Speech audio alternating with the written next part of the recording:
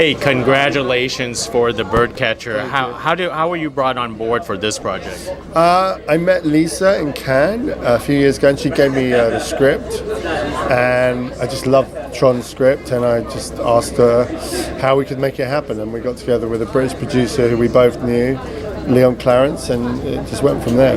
Now, I love this story is because it's a Norwegian Nazi story, and there's not a lot of stories that come out of that. Could you talk more about that? Yeah, I mean, Tron discovered this sort of a series of true stories that it's kind of based upon. Norway had been, because of its complicity with the Nazis, it had been relatively peaceful. And then suddenly in October 42, that kind of broke and all the Jews were rounded up. And this is the story of a girl escaping from that situation, which she goes from relative tranquility in the city of Trondheim to this kind of crazy escape. And in order to survive, she has to realize that she has to reinvent herself as a boy in order to survive.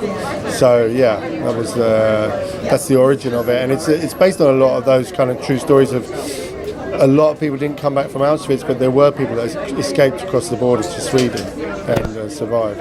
Yeah, I love that story of survival, especially the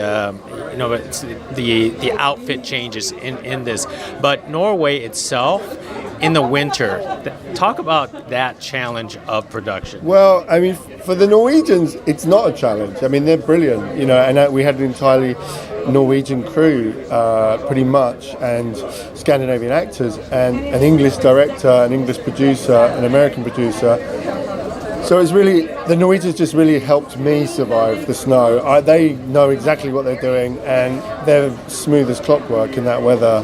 And within a few days, they'd redressed me from bringing various things like their mother's gloves, who'd knitted gloves for me, to hats and coats. And so I kind of, in the end, I got it. Although I think I fell over in the snow more than anybody else and, made them laugh. But yeah, it's not a problem for them, and they're just so used to it. We get an inch of snow in London and we're kind of done.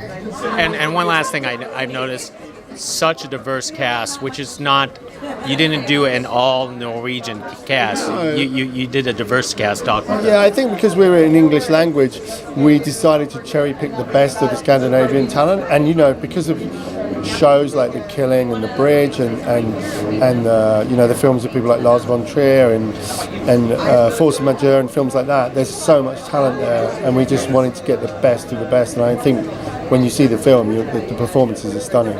And what's after The Birdcatcher? For me, I'm going to do a film with a guy called Jay Perini about Borges, the Argentinian writer in Scotland. And I'm working on a project with Walton Goggins, who I worked with in my first film, on a Brazilian project. Excellent. Hey, it's been a pleasure. Thank you so much. Thank you. Nice to meet you. you.